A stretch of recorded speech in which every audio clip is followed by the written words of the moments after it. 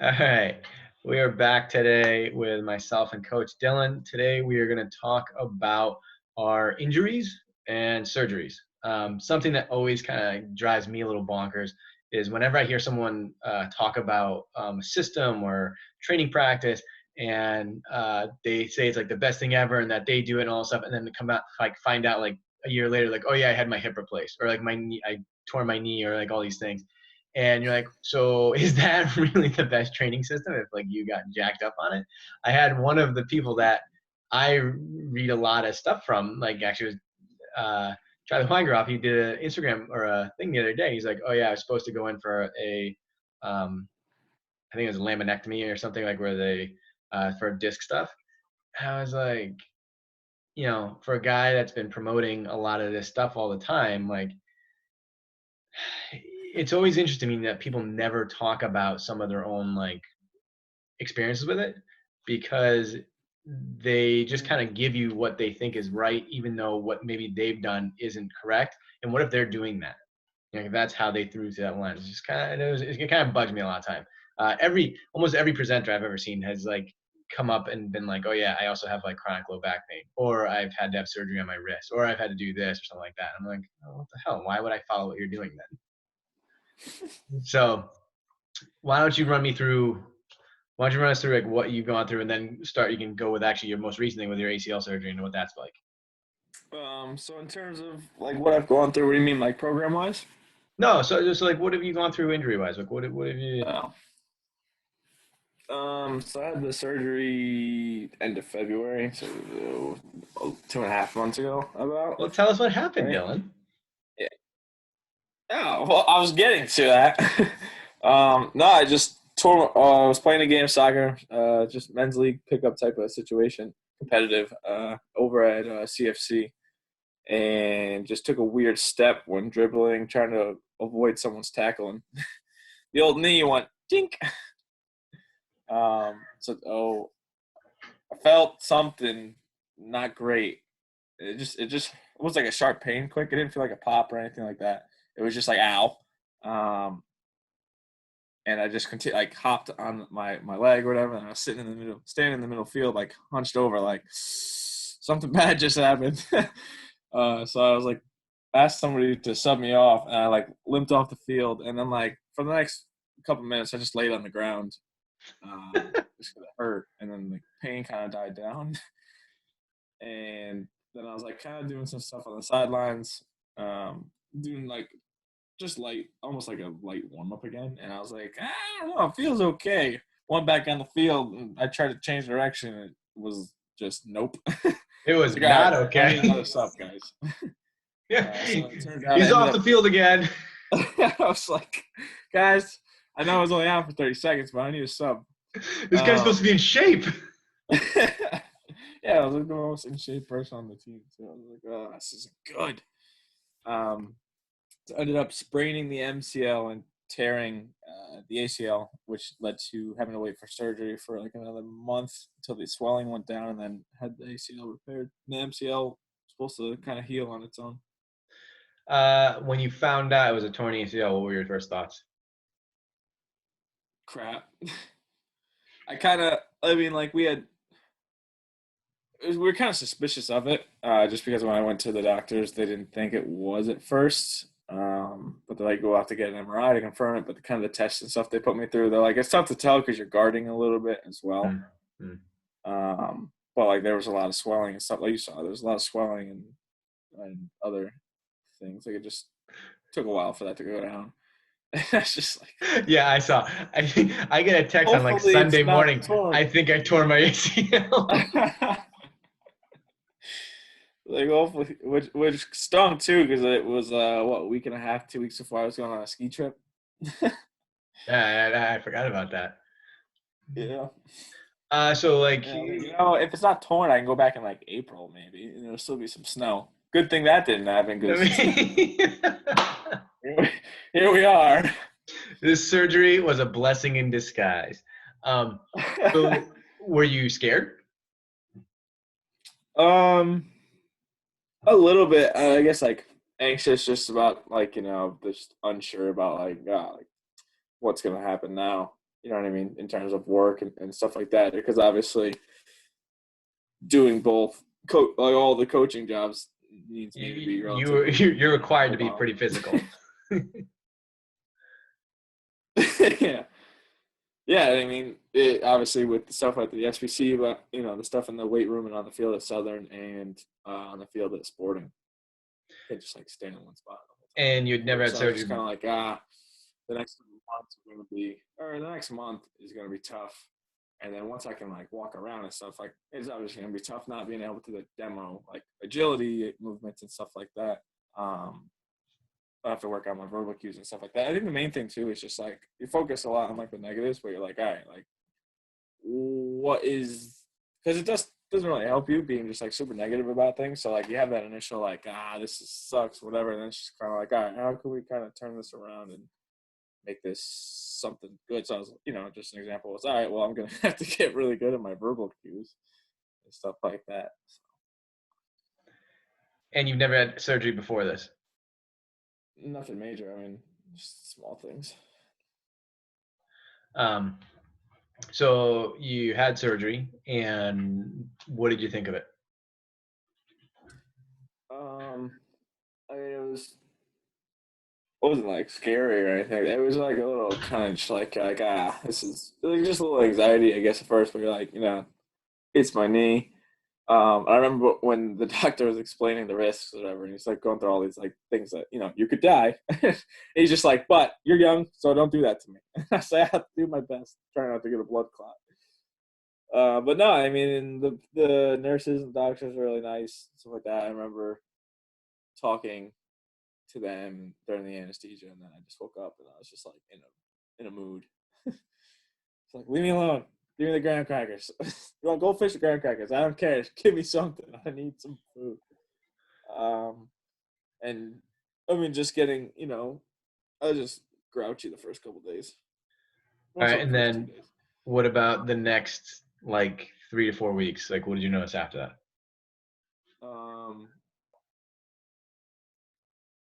I was gradually kind of decreased the painkillers they had me on until the point like 4 or 5 days later, I just needed to take 1 or 2 at night before I went to bed. Otherwise, I'd wake up in the middle of the night and like it was just kind of like I didn't like having my legs straight for so long. It was like you need to move sometimes. It was just like stuck in that position when you sleep. I'm like I can't do anything, and just trying to be smart about the ice and the swelling and all that stuff because it's like all right, like I need to ice my knee and stuff like that to keep it straight. But I'm like, came to a point where like, I also need to sleep and let my body recover. So it's like, do I take it out? Or like this was more like 2 weeks later, where I was able to take it out of the splint or whatever, the brace.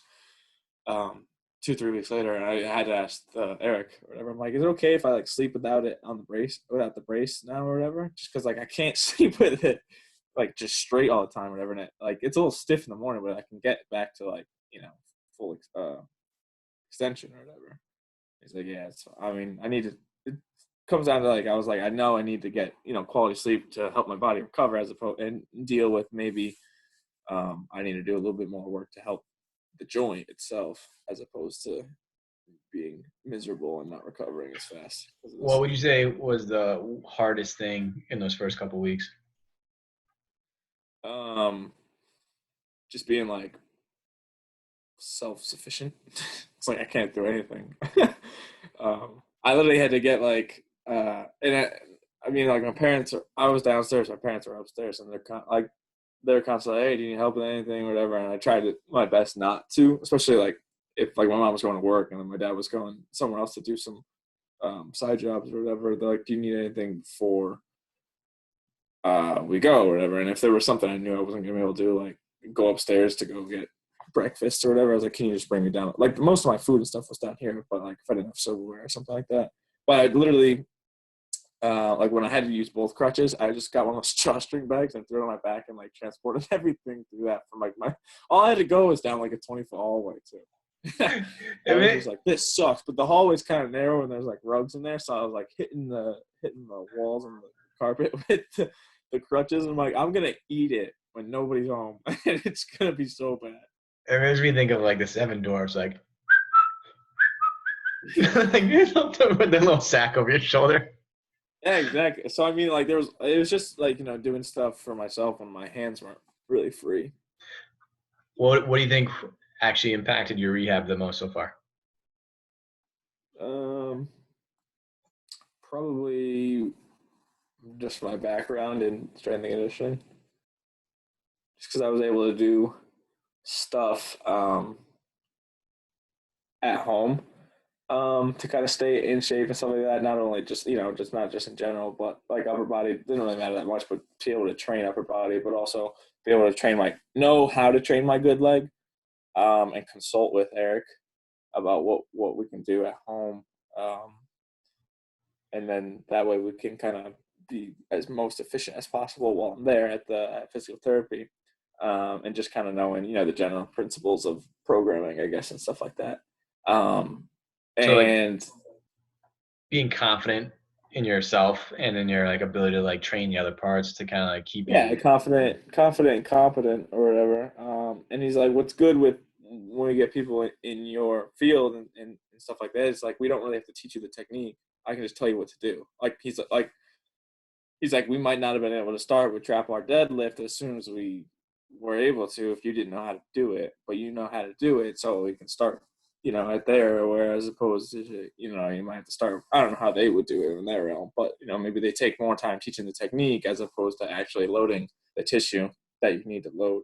So I think it just kind of like kickstarted the rehab process because I was already like rehab and prehab aren't all that different. You know what I mean? So I was like, just good training is injury, prevention or whatever. I mean, stuff happens, obviously.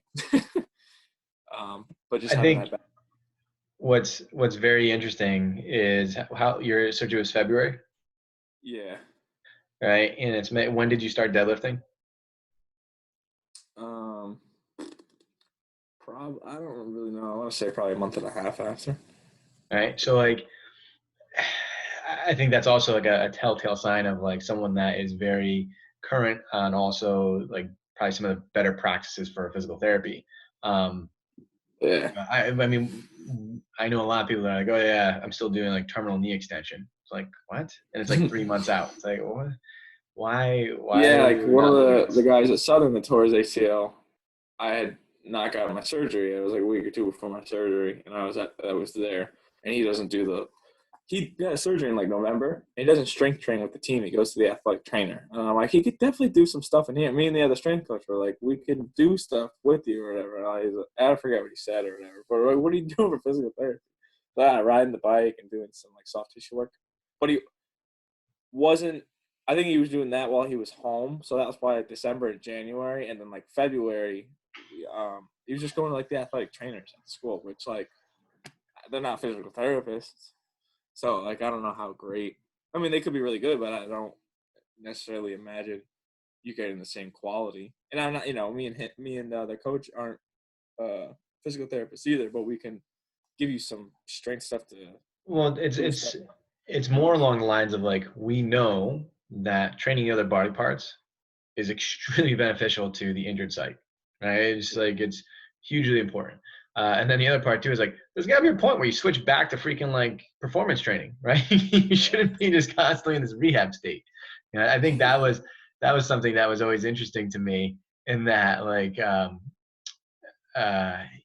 if you're going to get some kind of like rehabilitation, and like once they remove the symptom, like so if I have pain in my elbow from doing something, by doing soft tissue work or manual, like or maybe some stretches and mobility stuff, like that doesn't necessarily mean you're now competent to go do the task you were doing. Like you just kind of calmed it down and removed the pain, right? Like what happens when you go back to playing tennis? Like you didn't really build anything back up to resist the stimulus. So that kind of always like I feel like that person that's just going riding the bike and maybe doing some soft tissue work and maybe some stability or balance coordination stuff is like, yeah, you're ripe for another injury, right? You have to actually build back that space. Um, Yeah. if you were to do it again, what would you do differently now? The surgery. Just yeah, your rehab process, surgery, playing soccer, like all that stuff. Um, Well, I know what I wouldn't have done before the injury. Like what which is what? uh, Saturday night. So stay like you weren't ready to play on Sunday. Yeah, no, and I even said it on the way to my game, on the Yeah. way to the game. I said it to Bella before I left, and then I said it to my friend that I drove with. I was like, I'm not in a state to perform well at all. 5 minutes into the game. Well, so Dink. what's funny about that is like Um, when we look at non-contact injuries like that, like I think one of the highest correlations is fatigue, right? So like yeah, your fatigue was a little bit like, man, I was out late last night. The system isn't fully recovered. It's not like, oh, I just ran 10 miles. But what we also have to take into account is like you were training very hard too prior to that, yeah, right? So it's not just that night before was fatigue, but it's also the buildup of fatigue over time. And I think that's something you and I both actually share in having our ACLs was like, a curse and a blessing in that we both are in the strength conditioning field where, the best thing to experiment on is yourself. Like I love trying new things. Like, how is this going to work? And at the yeah, same time, I was doing a very heavy strength training program and was playing once a week. So I wasn't even conditioned enough really to play soccer, uh, to maybe endure as much as I did. And I was already pretty fatigued, and it was in a tournament. So like we played 2 games, and on the third game, halfway through it, same thing. I stepped on a kid's foot, and my ankle rolled, and my knee went out and popped it. And I yeah, did the same thing you did. I jumped. I was like, jeez, and I like was like, crap. I think I did something. I walked off the field. I'm like, I actually feel all right. And I went out and ran like a little bit, and I was like, it doesn't feel great, and like we're already uh-huh. winning, so I'm like, I'm going off. And then it started to swell up a little bit. So I was like, you know what, I'm not even gonna push it. But I stayed after because we'd won the tournament for that thing, and stayed out late with the guys. And then the next morning I woke up and I was like, I can't bend my knee. I'm like, what the heck? Like, not only I can't bend it, but I can't even see my kneecap. Like, there's no shape anymore. Where did it Um, go? well, so you would train, you would change, you'd be a little bit, you'd be more change your idea about. All right, I'm not ready to go play. I probably shouldn't play. What else would you change? Um, Probably just my sleep patterns. Probably just stayed up late a couple nights. Throughout the process, just so like I was laying down all day, I would kind of fall asleep during the middle of the day. I wake back up or whatever. I mean, there was nothing to really do. I sit on the couch for most of the day. I'd get up and do a little bit of training or just stand outside if it was nice. And then I'm like, I'm not tired. It's 2 a.m. I was like, I should probably go to bed though. Or and then the next night I went to bed at like 10. It was just like kind of like fluctuated. So being And this is more this is consistent. for during your recovery time.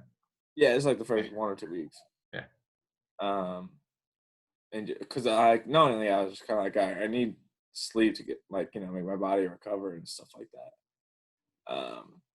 But what I did a good job of was like the night or the day before the surgery, I would just like normal. I just meal prepped a bunch of meals or whatever. So I was just like, so I still have quality food to eat and stuff like that, and I just put them all in the fridge down here. So I had like lunches and dinners And that's prepared already, probably and then well, it's probably one of the most underrated things on the recovery process, right? Is actually having good yeah, nutrition to yeah. I support the was healing thinking, process. nutrition and sleep. I was like, these are going to be important. Yeah. I mean, you had traumatic stuff done to your knee. You need to like actually be able to have calories to repair it, and also the Yeah, recovery there's a time lot to of deal with damage it. in there. Yeah. Um, you just said something that made me think. Oh, but you were still training up until your surgery, correct? Like physically? Yeah, Yeah. Right. And that's the other yeah, thing too is like you were going in fit. You weren't going yeah. in like, oh, I'm just done for a month. Yeah, because I went to see Eric, physical therapist, and because some people do like pre-surgery physical therapy or whatever. And he's like, he looked at it or whatever, and he's like, I think with your background or whatever, like, here's some stuff that you should be doing. You don't need to come in twice a week for the next month to do it with me. And then that's kind of what I did. I was like, if this is the stuff has been doing that's progressing to this, is this stuff okay? There's a couple of things that are probably like, um, at first I couldn't really shouldn't really done. And then as the swelling and stuff went down and the pain was not as bad, it became okay to do like leg extensions or something like that. Or like get rid of the heavy bilateral squats and do single leg squats and then figure something else out for the left. Do it with the left leg as well, or whatever. I forget exactly what I did, but I was still able to train and just modify a couple of things without having to spend the money going to physical therapy for a month. And what's your thoughts about playing soccer now? Like I miss just not being able to go out and knock the ball around or whatever and go to the field and like not train as hard as I used to for like college or stuff like that, but I still have like that's just what I enjoy doing. Or going to the field with like one of the guys I grew up playing with and just knocking the ball crosses and shots and stuff like that. But the sport itself, like playing again, like my friends I used to live with and we're all on the team, they're like, what are you like? Are you going to play again? And I was like, I don't know because it's expensive. It's just like I really need to make sure like I'm good to go. There's no sense in me like, oh, I need to be ready for next winter's November session or whatever. And even with like Southern's preseason, like I'm like, yeah, I ain't going into this drill. I had surgery on my knee 6 months ago, so I'm gonna stand on the side and I can pass the balls into the grid. But it's just it's expensive. And thankfully, like I'm 23. I'm still on my parents' insurance or whatever. So the bills for like $11,000 and something else, and they were only you have to pay $105 for like anesthesia and the surgery. But also just like missed time from work and stuff like that. Because like I need, like we said before, I need to be mobile and I need to be able to demo things and stuff like that in all of my work environment. So it's like, you get hurt again, like, you're gonna have to miss more work. And who knows, like, what that, I shouldn't say who knows, because some people probably do know, but, what's gonna happen with quality of life, I guess, just walking around and stuff like that later on. It's like, well, where are you at right now? Like, do you notice a huge difference between legs still? A little bit. I remember like pinching the skin on my thigh on both legs. I was like, this is really not good after like 2 or 3 weeks.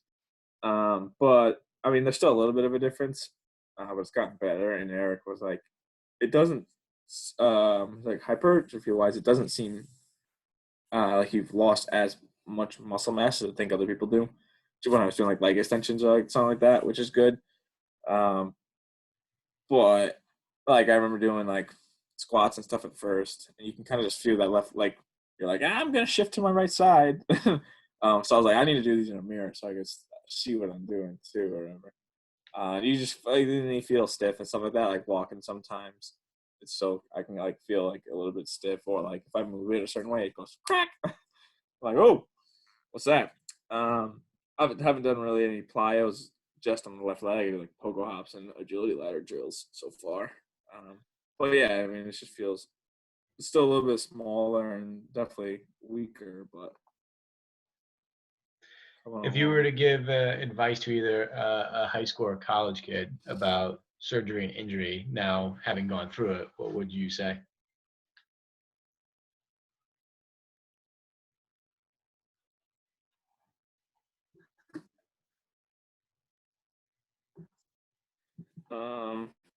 I'd say do your best to not let it happen. So that's going to see people like us or whoever's. Can you hear me? I can hear you, but your screen is frozen. You're frozen. I'll talk anyway. So I'd say going to see people like us, sports performance coaches, or whoever. I'll just keep yours is frozen too. So getting involved with a sports performance coach of some, or strength conditioning, wherever you are, a good quality training program that you can get access to. And I mean, the thing is too, like they say a lot, like so many things have been shown, whether it's good or bad, like something is better than nothing to a certain extent, which it's those like ACL prevention programs and stuff like that. They're like, oh, this helps prevent injuries, and like, yeah, like all you did was stand on one leg for 30 seconds before training, and it worked. But it's like, what has the best effect and is most efficient and effective? So just doing your best and not let it happen. So with like high school females, like they tend to be weaker on top of the other like genetic things that are associated with it.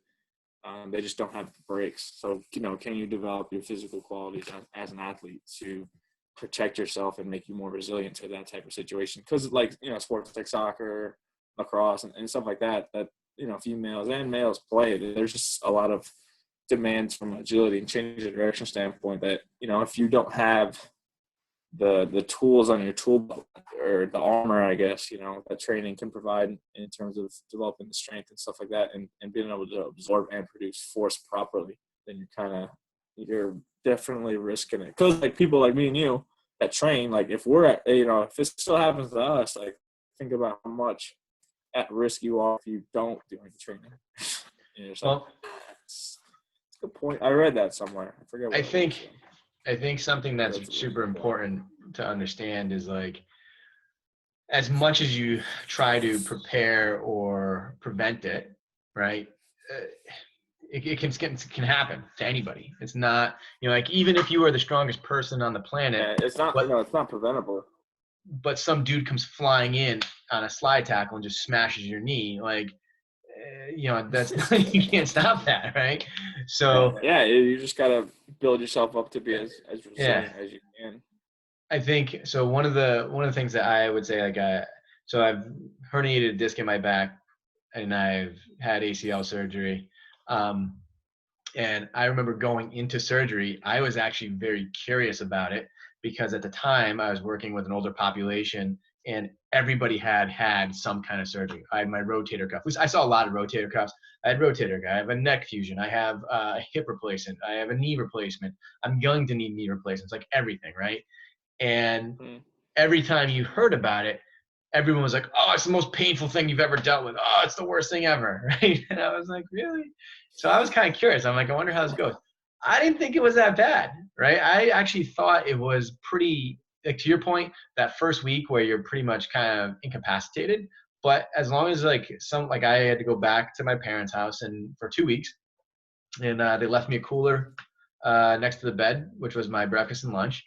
And I remember I had my own stim unit, and I shocked my leg regularly. I started trying to get range of motion back immediately. I didn't go to a PT until 2 weeks after, just because there was nobody in my network that was around me because I was living in Massachusetts at the time, that I was going to go see.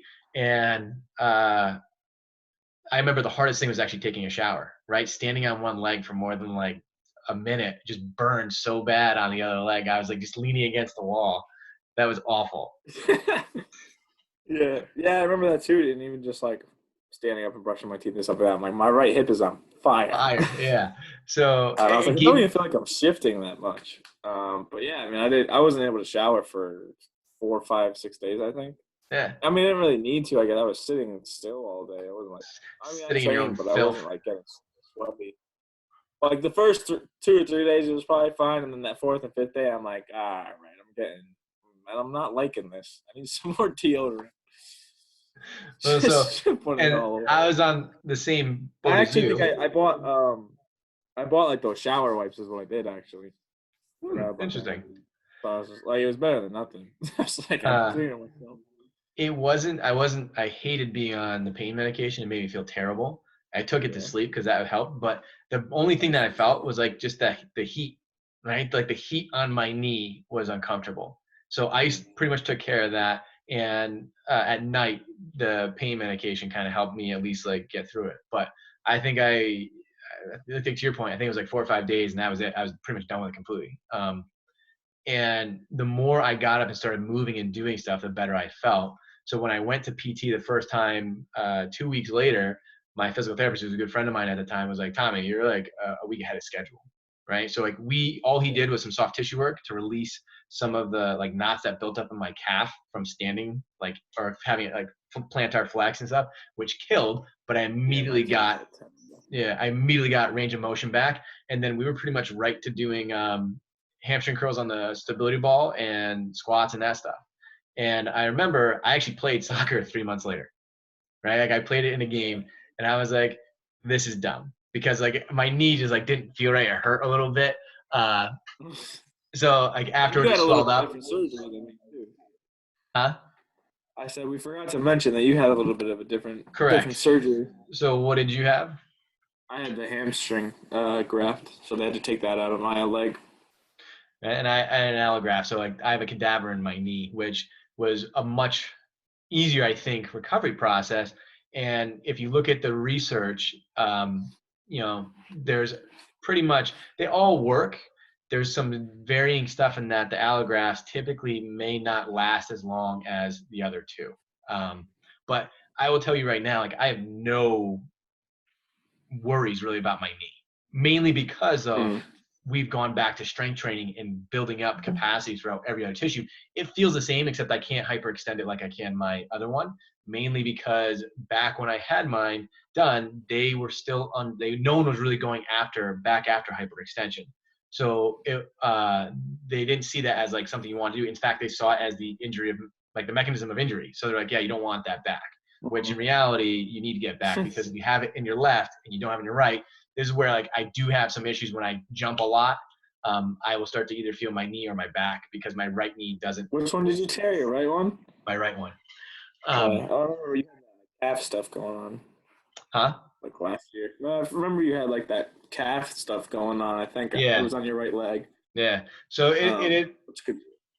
it still interferes a little bit, I would say. Right. And here's the thing too, is I don't know that's specifically a knee surgery. It could just be the right side bias crap that I've had forever that interferes with it in general. But the same thing with like my back, I don't really worry about my discs. I just have muscle things that creep up on me because I do stupid stuff. Right. So like, it's the same thing, like, oh, this program's awesome. And I just kind of like disregard all experiment. Yeah, and that's too great. So I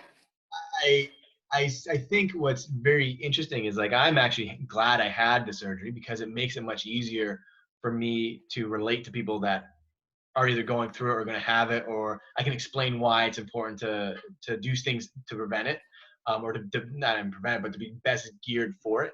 I think the other thing too is like the biggest, and this is for everything, the biggest thing you can do is to be primed, like you were talking about earlier, of like, yeah, I got to be fit, I got to be healthy, and I want to be strong, right? Like those things, if you do that, especially going into surgery is actually not that bad. The process that they've gotten to do now is actually pretty smooth and not as like invasive. Like I look at my sister's knee surgery when she had hers, like I want to say it was like 4 or 5 years earlier than mine. She has a huge scar all the way from almost the top of like the beginning of her quad down to like the bottom part of her tibial tuberosity, right? That thing is like severely jacked up, and like now, like it's much easier. So I don't think it's something to be so feared, but if you don't have so many things in place, it can be a real pain in the butt. Yeah. I mean, it's just like a long-ish recovery process for you to kind of get back and be, safe. Like, I'm 2.5 months or whatever, and it's just like, I still can't do like cutting stuff for another 3.5 months. 4 months. Well, here's the thing. I'm telling you, to that point, I was doing like agility ladders, light agility ladder drills. So it's like, you can do it. It just probably. Oh my God, spike ball! I don't know. That's a lot of games missed out. Because I did do it. When I look back at it, I was like, no, I'm the outlier. I can go back to playing soccer earlier than you. It's like, no, you can't. Yeah, and I told my doctor that. I was like, yeah, I'm a physical therapist, and I'm a little bit ahead of schedule. And he goes, is he young? And I was like, yeah, yes. He goes, because he's not supposed to tell that to people. Whatever. He's like, usually, he's like, you never really know who the people are that are like, oh, I have a schedule, I can do this and this. And I'm like, that would probably be this guy. Well, I mean that was the other part too, though. Is like my PT was a good friend of mine. He was like, Tommy, you can do this stuff on your own. I don't want to charge you money to come here and just like have me watch you do hamstring curls, right? And do that stuff. And once he cleared me, I went back to kind of again smart, right? I wasn't just back to barbell squatting and deadlifting. Like I took it slow and kind of went back through the process, wearing the knee brace and stuff throughout doing that. But um, that's the thing is like if you use it as an excuse to just stop everything and feel like, oh my god, I'm fragile, probably not going to go well. Yeah. Right. And I think having a PT that's empowering, and maybe he shouldn't tell you, oh, you're ahead of schedule, but I still think he's telling you, more importantly, he's like, hey man, you're doing a really good job, right? Yeah. And what you're doing is working. So I think that's super important. All right, Chief, you got anything else to add? Nope, not off the top of my head. Well, this is a lovely conversation. Don't get hurt. Yeah, no, well, I wrote that article. It was like one of the first ones I wrote when I first started working at the Y, and it was like, why are we so preoccupied with rare large injuries? So like everyone's always like, oh, ACL prevention, ACL, or like shoulder rotator cuff, blah blah blah blah. And I'm like, and when I wrote the article, it was like when you look at the percentages, it's super low of like the population, how many people it actually happens to, and if it's not career ending for the most part, what really should we be looking at? And the book I'm listening to right now is called Upstream by Dan Heath, I think, and it's pretty interesting in that we're reacting to these large injuries that cause surgery. When in reality, what we should be looking at is the things upstream that actually predispose us to us, like better sleep, better nutrition, better training. And I think of like all of our kids. Some sort of injury, probably. Yeah, like all of our kids that kind of like your situation, like that come in with, man, my patella tendonitis just doesn't go away, or like my knees always hurt, or my back hurts, or like all these things where it's these nagging things that aren't enough to stop you, but eventually they come at a cost. Right? If we nip those in the bud, man, we're going to take away probably another huge percentage point of all these like large surgeries. And it just doesn't make any sense to me that we're staying reactive rather than being proactive and kind of looking ahead at or beforehand really as like what's really causing some of these things to happen. Because like the non-contact stuff between you and me, yeah, we should have easily probably been able to prevent that. Yeah. So it happens. All right, Chief. I will talk to you later. All right, sounds good.